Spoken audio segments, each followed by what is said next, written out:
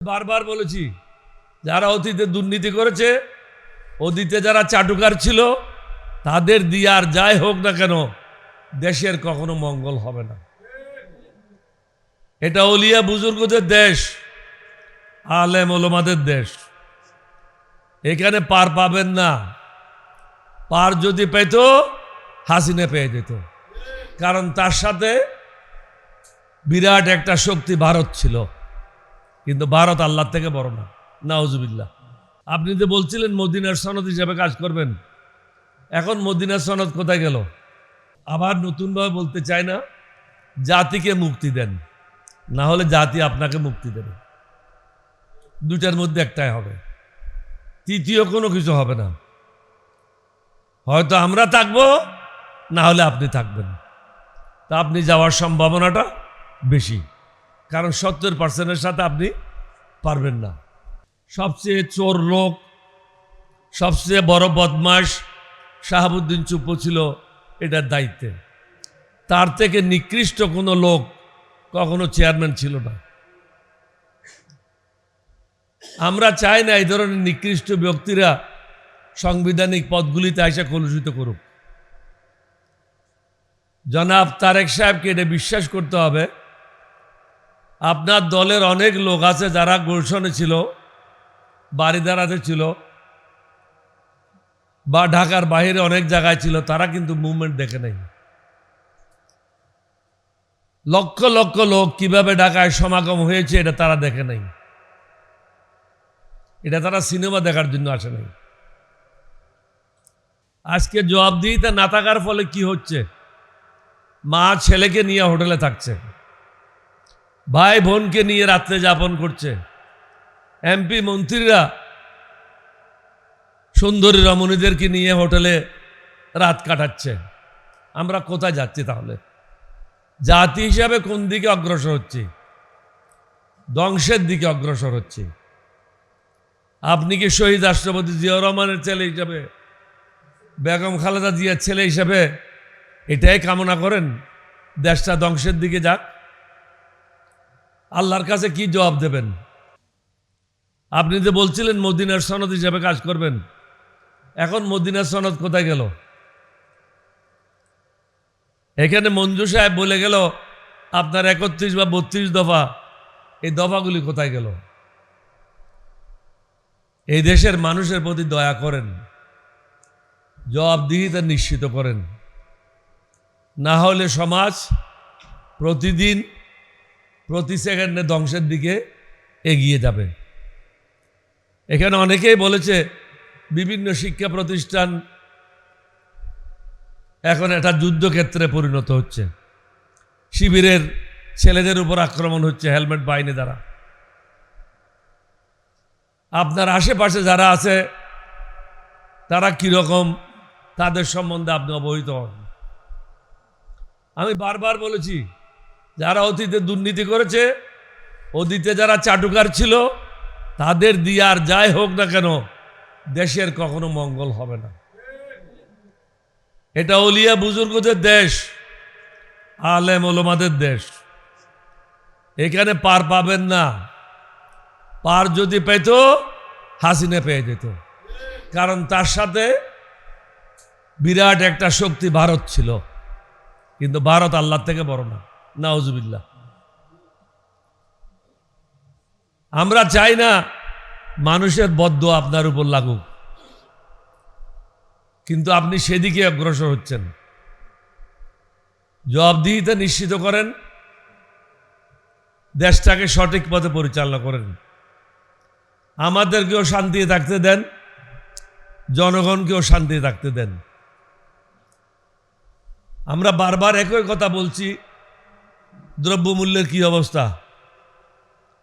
নতুন কোনো চাকরি নাই, মানুষের আয়ের কোনো উন্নতি নাই, কিন্তু তাকে প্রতিনিয়ত 4 গুণ 5 গুণ পয়সা দিতে হচ্ছে।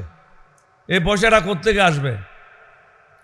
সমাজে ভারসাম্যহীনতা নষ্ট হয়ে যাচ্ছে, অনেকে বাধ্য হচ্ছে দুর্নীতি করার জন্য, কারণ সে সংসার চালাতে পারে না। দয়া করেন, জবাবদিহিতা নিশ্চিত করেন। তাহলে আপনার জন্য মঙ্গল হবে এবং আপনার পিতা মাতার প্রতিও আপনি সুবিচার করবেন। কারণ আপনার মা নিজেই বলেছিল এই সংবিধান ছুঁড়ে ফেলান, কারণ এটা আওয়ামী লীগের একটা পঞ্জিকা, এটা আওয়ামী লীগের একটা বই, জনগণের না। অনুধাবন করেন। আপনার 32 দফা যেটা আপনি গুলশনে হোটেলে, আপনি তো ছিলেন না, আপনার লোকেরাই 31 দফা আমরা উপস্থিত ছিলাম। এখানে মঞ্চে আমরা অনেক আছি, বিএনপির সাথে বহুদিন একসাথে কাজ করেছি। আবার নতুনভাবে বলতে চাই না, জাতিকে মুক্তি দেন, না হলে জাতি আপনাকে মুক্তি দেবে। দুটার মধ্যে একটাই হবে, তৃতীয় কোনো কিছু হবে না। হয়তো আমরা থাকবো, না হলে আপনি থাকবেন। তা আপনি যাওয়ার সম্ভাবনাটা বেশি, কারণ 70% সাথে আপনি পারবেন না। শুভস্য শীঘ্রম, যত তাড়াতাড়ি করেন আপনার জন্য মঙ্গল। আর আশেপাশে যে সমস্ত মালগুলি একত্র করেছেন, এই মালগুলির থেকে মুক্তি নেন।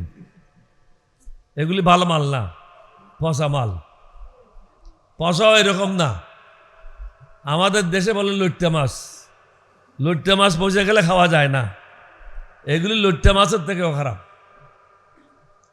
এগুলির থেকে মুক্ত হন। এবং যারা বেফাস কথা বলে, মন্ত্রণালয় চালায়, তাদের থেকে আমাদেরকে মুক্তি দেন। বিভিন্ন মাদ্রাসা স্কুলে কমিটি করতে হলে এখন বোর্ডের চেয়ারম্যানরা বলে এমপি রিকমেন্ডেশন নিয়ে আসেন। কি জন্য এমপি রিকমেন্ডেশন আনবে? এমপি তো কোনো এক্সিকিউটিভ পোস্ট না, এমপি তো কোনো সরকারি কর্মকর্তা না। এখানে ডিসি সাইন করবে, ইউএনও সাইন করবে, তারপরে চেয়ারম্যানের সাইন করবে।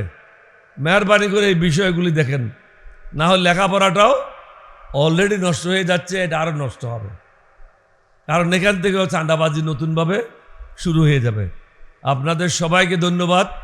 আমরা আশা করব সদাশয় সরকার জনগণের কথা শুনবেন, না হলে আমরা বাধ্য হব আপনাকে বাধ্য করার জন্য। আপনাদের সবাইকে ধন্যবাদ। বাংলাদেশ জিন্দাবাদ, 11 দল জিন্দাবাদ, এলডিপি জিন্দাবাদ। আসসালামু আলাইকুম ওয়া রাহমাতুল্লাহ। বিরোধী দলের নেতা আজকে এখানে উপস্থিত হবেন, সেই কারণে নতুন জালেম বিএনপি ইচ্ছা করে কারেন্ট বন্ধ করে দিয়েছে, এটা আমি বলতে চাই না। এখানে এই মুহূর্তে বিদ্যুৎ নাই। এই বিদ্যুতের সংকটটা সৃষ্টি হলো কেন, সেটা আগে খতিয়ে দেখতে হবে। এই গ্যাসের সংকটটা সৃষ্টি হলো কেন, সেটা আগে খতিয়ে দেখতে হবে। বাংলাদেশে তেলের সংকটের গল্প বলা হলো, তেলের মূল্য, জ্বালানি তেলের মূল্য বৃদ্ধি করা হলো, বৃদ্ধি করার পর দিন থেকে জ্বালানি সংকট শেষ হয়ে গেল। তার মানে কি মূল্য বৃদ্ধি করার জন্য আমরা একবার জ্বালানি সংকট করি, একবার গ্যাসের সংকট করি। বিদ্যুতের দাম তো 2 দফা বাড়িয়েছেন, এখন আর কয় দফা বাড়ানোর পর আপনাদের এই জাতীয় সংকট শেষ হবে, সেইটা আমি জানতে চাই। অতএব নিজামী ইসলাম পার্টির ক্ষমা চাওয়ার কিছু নাই যে মানুষ গরমে কষ্ট পাচ্ছে। ক্ষমা তাদের চাওয়া উচিত যারা ক্ষমতায় এসে মজলুমের জায়গায় জালিমের রূপ ধারণ করে বাংলার জনগণকে এখন ভাতে মারতে চায়, পানিতে মারতে চায়, তাদের ক্ষমা চাইতে হবে। এখন আমি দেখতে পাই এই নতুন জালেম বিএনপি আওয়ামী লীগের মতোই হেলমেট পরে সন্ত্রাসী কায়দায় রক্ত উত্তোলন কর্মসূচি শুরু করেছে। আমি স্পষ্ট ভাষায় বলে দিতে চাই, এই নতুন জালেমকে একটু সময় দেওয়া হয়েছে, তাদেরকে একটা সুযোগ দেওয়া হয়েছে। কারণ তারাও 17 বছর মজলুম ছিল, মজলুমদের সংশোধনের সুযোগ দেওয়া হয়েছে।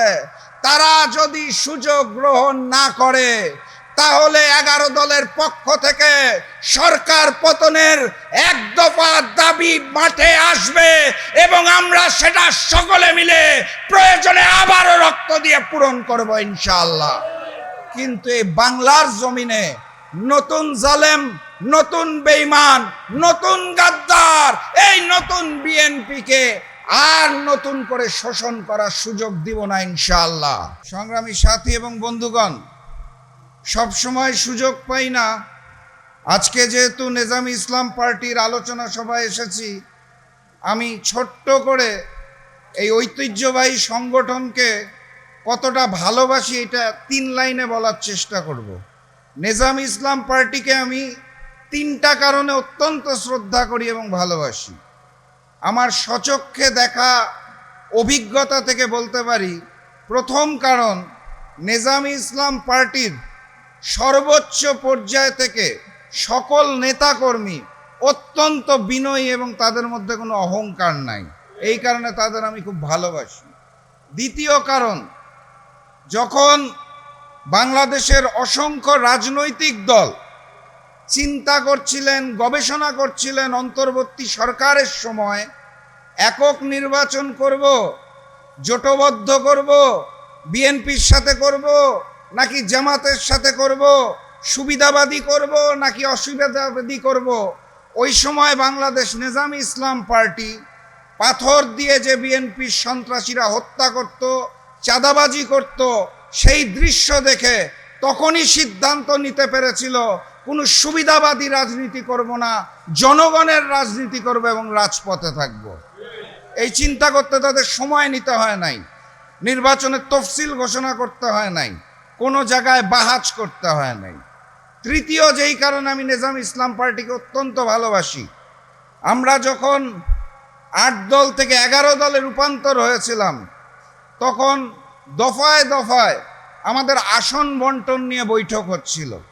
আমি আমার স্বচক্ষে দেখতে পেয়েছি বাংলাদেশ নেজামি ইসলাম পার্টি সেই আসন বন্টনের আলোচনায় অত্যন্ত দায়িত্বশীল ভূমিকা পালন করেছিলেন এবং ছাড় দেওয়ার মনোভাব নিয়ে সেই টেবিলগুলোর আলোচনায় বসেছিলেন, আমার স্বচক্ষে দেখা। এই কারণেও আমি বাংলাদেশ নেজামি ইসলাম পার্টিকে অত্যন্ত পছন্দ করি এবং ভালোবাসি। আমি বিশ্বাস করি বাংলাদেশ নেজামি ইসলাম পার্টি আজকে যে আলোচনা সভার আয়োজন করেছেন, তার মূল উদ্দেশ্য হচ্ছে, অতীতেও তারা যেভাবে মজলুম মানুষের পক্ষে থাকতে চেয়েছিলেন, এখনও তারা থাকতে চায়, ক্ষমতার লালসা না করে ভবিষ্যৎ বাংলাদেশ গড়ার জন্যই তারা কাজ করতে চায়। তাদের জন্য আমি সবাইকে অনুরোধ করবো, একটা জোরে করতালি হবে বাংলাদেশ নেজামি ইসলাম পার্টির জন্য।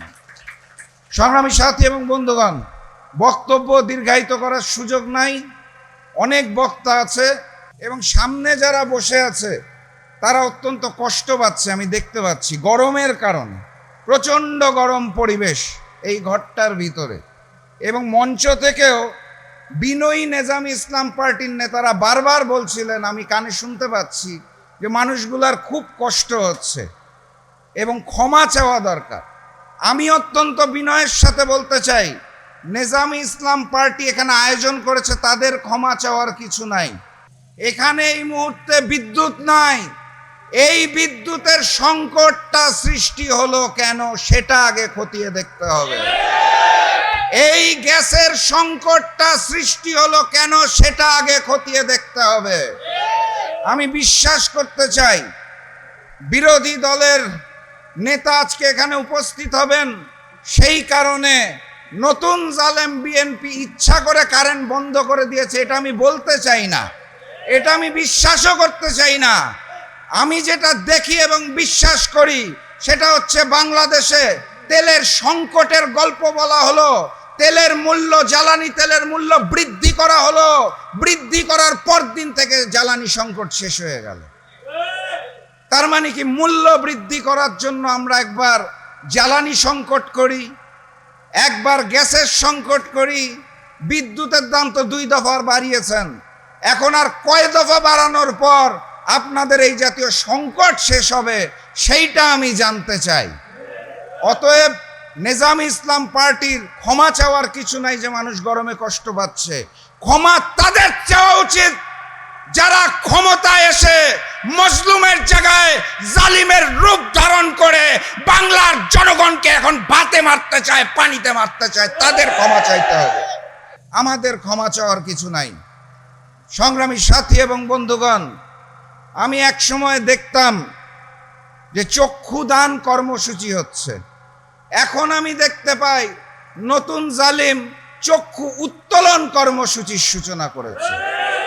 আমি এক সময় দেখতাম রক্তদান কর্মসূচি চলছে, এখন আমি দেখতে পাই এই নতুন জালেম বিএনপি আওয়ামী লীগের মতোই হেলমেট পরে সন্ত্রাসী কায়দায় রক্ত উত্তোলন কর্মসূচি শুরু করেছে। আমি জানতাম বাংলাদেশের বিভিন্ন মসজিদ, মাদ্রাসা, সামাজিক সংগঠন গঠনের জন্য মানুষজন স্বেচ্ছায় ভালোবেসে পকেট থেকে চাঁদা দেয়, আর এই নতুন জালেম বিএনপি এখন সন্ত্রাসী কায়দায় জুলুম করে জোর করে চাঁদা উত্তোলন কর্মসূচি শুরু করেছে। আমি বিএনপি সরকারকে বলতে চাই, এই জাতীয় নিকৃষ্ট যেই ঘটনাগুলো রয়েছে সেই ঘটনাগুলোকে আপনারা সংশোধন করুন, আর সংবিধানটাকে সংশোধন নয় সংস্কার করুন। যেই সংবিধানকে আপনারা সংস্কারের বদলে সংশোধন করতে চাচ্ছেন, সেই সংশোধনটা আল্লাহর ওয়াস্তে নিজের দলের নেতা কর্মীদেরকে নিয়ে করুন, তাহলে আমরা একটু নিস্তার পেতে পারি। অতএব আমাদের ক্ষমা চাওয়ার কিছু নাই, ক্ষমা চাইতে হবে ওই নতুন জালেমকে যারা ক্ষমতার মসনদে বসার লক্ষ্যে দেশ এবং জাতির সাথে প্রতারণা করেছিল, যারা মিথ্যা কথা বলেছিল, যারা লন্ডন থেকে দেশে আসার জন্য ভারতে মুচলেকা দিয়েছিল, যারা নতুন বাংলাদেশে এসে সংবিধান সংস্কার না করে দেশের জনগণের সাথে শহীদের রক্তের সাথে বেঈমানি করে ওই লীগের জায়গায় নিজেদেরকে প্রতিস্থাপন করেছে, তাদের ক্ষমা চাইতে হবে এই জাতির উদ্দেশ্যে। সংগ্রামী সাথী এবং বন্ধুগণ, বক্তব্য দীর্ঘায়িত করতে চাই না। আপনারা জানেন 11 দলের পক্ষ থেকে আমাদের লং মার্চ কর্মসূচি ঘোষণা করা হয়েছে এবং 4টি লং মার্চ শেষে সোহরাওয়ার্দী উদ্যানে মহাসমাবেশের ঘোষণা দেওয়া হয়েছে। আপনারা সেটার জন্য প্রস্তুতি নিন। আজকের এই মঞ্চ থেকে আমি অনেকেরই বক্তব্য শুনেছি, আমার পূর্বে যারা বলেছেন তাদের মতো করে একই কথা বাংলাদেশের 18 কোটি জনগণ বলতে চায়। সবাই ওই এক দফার দিকে তাকিয়ে আছে, কখন 11 দলের পক্ষ থেকে সরকার পতনের এক দফা দাবিয়ে দাওয়া নিয়ে আমরা মাঠে নামবো। সেই কারণে দেশের জনগণ এখন বসে আছে। আমি স্পষ্ট ভাষায় বলে দিতে চাই, এই নতুন জালেমকে একটু সময় দেওয়া হয়েছে, তাদেরকে একটা সুযোগ দেওয়া হয়েছে, কারণ তারাও 17 বছর মজলুম ছিল। মজলুমদের সংশোধনের সুযোগ দেওয়া হয়েছে। তারা যদি সুযোগ গ্রহণ না করে তাহলে 11 দলের পক্ষ থেকে সরকার পতনের এক দফা দাবি মাঠে আসবে এবং আমরা সেটা সকলে মিলে প্রয়োজনে আবারও রক্ত দিয়ে পূরণ করব ইনশাআল্লাহ। কিন্তু এই বাংলার জমিনে নতুন জালেম, নতুন বেঈমান, নতুন গাদ্দার, এই নতুন বিএনপিকে আর নতুন করে শোষণ করার সুযোগ দিব না ইনশাআল্লাহ। আমরা কি সেটার জন্য প্রস্তুত আছি? আমি বিশ্বাস করি বাংলাদেশ নেজামি ইসলাম পার্টি আগামী দিনের যেই লড়াই এবং সংগ্রাম, সেই সংগ্রামের রাজপথে অতীতের মতোই অগ্রণী ভূমিকা রাখবে, সেই আশাবাদ ব্যক্ত করে আগামীর বাংলাদেশ গঠনে সকলের দোয়া এবং সাহায্য চেয়ে আমি আজকের মতো শেষ করছি। বিজয়ের পথে যাত্রা শুরু, জীবন অথবা মৃত্যু। আসসালামু আলাইকুম। এই পথে হেঁটেই হাসিনা দিল্লিতে গিয়েছে। জনগণের 70% জনগণের ম্যান্ডেটকে উপেক্ষা করে জুলাই বিপ্লবকে অকার্যকর করার পথে যদি তারা হাঁটে, তাহলে বাংলাদেশের মানুষের মন না পেলেও দিল্লির মন বর্তমান সরকার জোগাতে পারবে। জাতির সাথে বর্তমান সরকার যে আচরণ করছে সেটা অব্যাহত রাখলে, অর্থাৎ এক কথায় ফ্যাসিবাদী পথে হাঁটলে, বিগত সরকার তো দিল্লিতে স্থান পেয়েছে, আপনারা সেটাও পাবেন না। ইসলামপন্থীদেরকে কিছু স্বার্থ দিয়ে, কিছু সুযোগ সুবিধা দিয়ে তাদেরকে তাদের রাজনৈতিক দাবি দাওয়া ভুলিয়ে দেওয়ার একটা চেষ্টা। বিগত সরকার আমাদের বিশেষ করে কওমি মাদ্রাসাগুলোর ন্যায্য অধিকার, কওমি সনদের রাষ্ট্রীয় স্বীকৃতি বাস্তবায়ন করেছে, বাস মনে করেছে কওমি অঙ্গনকে তারা কিনে নিল। কাজেই তাদের আর রাজনৈতিক কোনো দাবি দেওয়া থাকতে পারবে না। আমার কাছে কেন যেন মনে হচ্ছে যে আমাদের প্রিয় প্রধানমন্ত্রী জনাব তারেক রহমান সাহেবও শেখ হাসিনার এই নীতিটাকে অনুসরণ করতে চাচ্ছেন। আমাদেরকে আরও কিছু সুযোগ সুবিধা দিয়ে দিবেন, আমাদেরকে বলে দিবেন যে কওমি মাদ্রাসার যে দাবিগুলো আছে সেগুলো আমি পূরণ করব। ইতিমধ্যে তিনি ইমাম মুয়াজ্জিনদের বেতন ভাতা দেওয়ার ঘোষণা দিয়েছেন। সামনে আশা করছি এবং আমরা সুধারণা রাখছি যে আরও কিছু গুরুত্বপূর্ণ দাবি দেওয়া আছে। প্রাইমারি স্কুল, হাই স্কুলগুলোতে ধর্মীয় শিক্ষক পদে কওমি মাদ্রাসার সনদে যেন চাকরি হয়, সেটাও উনি বাস্তবায়ন করবেন এই প্রত্যাশা রাখি। কিন্তু যেটা আশঙ্কা করি সেটা হলো যে এটা দিয়ে বলবে যে আপনাদের আর রাজনৈতিক দাবি দেওয়ার তার কিছু নাই, চাকরি পাইছেন আবার দাবি কি? এইটা যদি করেন তাহলে এটাই হবে শেখ হাসিনাকে পদাঙ্ক অনুসরণ। গণভোটের রায়ের যেই জায়গাটা নিয়ে বর্তমান সরকারের সাথে আমাদের বিরোধ চলছে, সেটা মৌলিক জায়গাটা হলো সংবিধান সংশোধন হবে না সংস্কার হবে। এক্ষেত্রে আমাদের দ্ব্যর্থহীন বক্তব্য, আমাদের রাজনৈতিক অবস্থান হলো যে সংবিধান সংস্কার পরিষদ গঠনের মধ্য দিয়েই সংবিধান সংস্কার করলেই জুলাই গণ অভ্যুত্থানের প্রত্যাশা পূরণ হবে। আর বর্তমান সরকার সংবিধান সংশোধনের জন্য যেই কমিটি গঠন করেছে সেই কমিটি গঠনকে আমরা ইতিমধ্যেই প্রত্যাখ্যান করেছি এবং আমরা মনে করি এই কমিটি গঠন এবং এই কমিটির মাধ্যমে সংশোধনের যেই উদ্যোগ, এটা জাতীয় আকাঙ্ক্ষার সাথে এবং জুলাই অভ্যুত্থানের প্রত্যাশার সাথে স্পষ্ট বিশ্বাসঘাতকতা। আমরা সরকারকে এই বিপজ্জনক পথ থেকে ফিরে এসে সংবিধান সংস্কার পরিষদ গঠনের মাধ্যমে সংস্কারের পথে হাঁটার আহ্বান জানাই। আমি আরেকটা কথা বলি, সেটা হলো যে আমাদের শ্রদ্ধেয় জনাব ডক্টর আহমদ আব্দুল কাদের সাহেব একটা কথা বললেন যে জাতির সাথে বর্তমান সরকার যে আচরণ করছে সেটা অব্যাহত রাখলে, অর্থাৎ এক কথায় ফ্যাসিবাদী পথে হাঁটলে বিগত সরকার তো দিল্লিতে স্থান পেয়েছে, আপনারা সেটাও পাবেন না। আমি বিনীতভাবে আমাদের নেতা আহমদ আব্দুল কাদের সাহেবের এই কথার সাথে দ্বিমত করছি। এই পথে যদি হাঁটতে থাকে আমার ধারণা দিল্লিতে জায়গা পাবে, কারণ এই পথটা বাংলাদেশে দিল্লির রচিত পথ। এই পথে হেঁটেই হাসিনা দিল্লিতে গিয়েছে।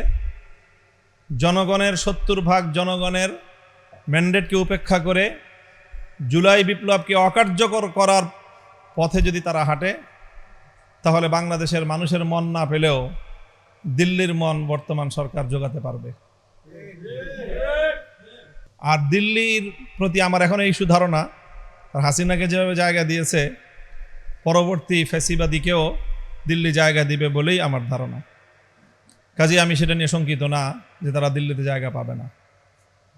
আমি বলতে চাই সেটা হলো যে বিগত সরকারের একটা পলিসি ছিল, আমার মনে হচ্ছে যে এই সরকার কদমে কদমে শেখ হাসিনাকে অনুসরণ করতে চাচ্ছে। তার মধ্যে একটা হলো, বিগত সরকারের একটা কথা ছিল বিশেষ করে আমাদের ইসলামপন্থী দলগুলোকে, যে আপনারা আওয়ামী লীগের বিরুদ্ধে আন্দোলন করেন কিন্তু এই বিএনপি জামাতের সাথে যান কেন, আলাদা থাকেন। এটা ছিল আমাদের সকলের প্রতি, আমরা যারা ইসলামী রাজনীতি করি আমরা জানি যে তারা আমাদেরকে উৎসাহ দিত আওয়ামী লীগ, যে আপনারা আওয়ামী লীগের বিরুদ্ধে কথা বলবেন, আন্দোলন করবেন, সংগ্রাম করবেন, কিন্তু খবরদার বিএনপি জামাতের সাথে মিলবেন না। আমি দেখছি বর্তমান সরকারেরও ঠিক সেই একই পলিসি গ্রহণ করতেছে, যে আপনারা দাবি করেন কিন্তু দাবিটা যেন সরকারের বিপক্ষে কেন্দ্রীভূত না হতে পারে, এক জায়গায় এসে শক্তিশালী হতে না পারে, সরকার সেই পলিসি গ্রহণ করার চেষ্টা করছে। আরেকটা পলিসি শেখ হাসিনাকে অনুসরণ করছে, ইসলামপন্থীদেরকে কিছু স্বার্থ দিয়ে, কিছু সুযোগ সুবিধা দিয়ে তাদেরকে তাদের রাজনৈতিক দাবি দাওয়া ভুলিয়ে দেওয়ার একটা চেষ্টা। বিগত সরকার আমাদের বিশেষ করে কওমি মাদ্রাসাগুলোর ন্যায্য অধিকার, কওমি সনদের রাষ্ট্রীয় স্বীকৃতি বাস্তবায়ন করেছে, বাস মনে করেছে কওমি অঙ্গনকে তারা কিনে নিল, কাজেই তাদের আর রাজনৈতিক কোনো দাবি দেওয়া থাকতে পারবে না। আমার কাছে কেন যেন মনে হচ্ছে যে আমাদের প্রিয় প্রধানমন্ত্রী জনাব তারেক রহমান সাহেবও শেখ হাসিনার এই নীতিটাকে অনুসরণ করতে চাচ্ছেন। আমাদেরকে আরও কিছু সুযোগ সুবিধা দিয়ে দিবেন, আমাদেরকে বলে দিবেন যে কওমি মাদ্রাসার যে দাবিগুলো আছে সেগুলো আমি পূরণ করব। ইতিমধ্যে তিনি ইমাম মুয়াজ্জিনদের বেতন ভাতা দেওয়ার ঘোষণা দিয়েছেন। সামনে আশা করছি এবং আমরা সুধারণা রাখছি যে আরও কিছু গুরুত্বপূর্ণ দাবি দেওয়া আছে। প্রাইমারি স্কুল, হাই স্কুলগুলোতে ধর্মীয় শিক্ষক পদে কওমি মাদ্রাসার সনদে যেন চাকরি হয়, সেটাও উনি বাস্তবায়ন করবেন এই প্রত্যাশা রাখি। কিন্তু যেটা আশঙ্কা করি সেটা হলো যে এটা দিয়ে বলবে যে আপনাদের আর রাজনৈতিক দাবি দেওয়ার তার কিছু নাই, চাকরি পাইছেন আবার দাবি কি? এইটা যদি করেন তাহলে এটাই হবে শেখ হাসিনাকে পদাঙ্ক অনুসরণ। কাজেই আমরা সরকারের ভালো কাজগুলোর প্রশংসা করতে আমরা কুণ্ঠিত না। সরকার দিল্লি যেভাবে শেখ হাসিনাকে পুনর্বাসন করার ইতিমধ্যে আনুষ্ঠানিক কার্যক্রম শুরু করেছে, সেখানে প্রেস কনফারেন্স করবার মতো একটা আয়োজন করে দিয়ে দিল্লি যেভাবে বাংলাদেশের রাষ্ট্রকে অসম্মান এবং অপমান করেছে, সেই জায়গায় আমাদের সরকার পররাষ্ট্র মন্ত্রণালয় থেকে একটা বিবৃতি দিয়েছে এবং বিবৃতিটা যথেষ্ট কঠোর হয়েছে। আমরা সেটুকুকে সাধুবাদ জানাই। তবে আমরা মনে করি যে শুধু এতটুকুই যথেষ্ট নয়, দিল্লির এখানে যে হাই কমিশনার আছে তাকে তলব করে এই বিষয়ে শক্ত অবস্থান বাংলাদেশে জানান দেওয়া উচিত। সরকার যদি এই পদক্ষেপ গ্রহণ করে, আমরা বিরোধী দলের পক্ষ থেকে সরকারকে সর্বতোভাবে সহযোগিতা করব ইনশাল্লাহ। তবে শেষ কথা হলো এই যে জুলাই যে আকাঙ্ক্ষা, গণভোটের রায় কার্যকর করেন, অন্য কিছু দিয়ে আমাদেরকে আপনারা নিবৃত্ত করতে পারবেন না। আমরা আমাদের স্বার্থের চেয়েও শহীদের রক্তের যেই দাম সেটাকে অনেক বেশি মনে করি। আমরা কোনো মূল্যেই জুলাই শহীদদের রক্তের সঙ্গে গাদ্দারি করতে পারবো না ইনশাল্লাহ। আমরা এভাবে যার যার জায়গা থেকে যে কোনোভাবেই হোক, যারাই জুলাই সনদ এবং গণভোটের রায়ের কার্যকর করার পক্ষে আছি, আমি মনে করি সবাই যার যার মঞ্চ থেকে কাজ করলেও আমাদের মধ্যে একটা সমন্বয় যদি থাকে, তাহলে এই সরকার আজ না হয় কাল এই দাবি মানতে বাধ্য হবে ইনশাল্লাহ।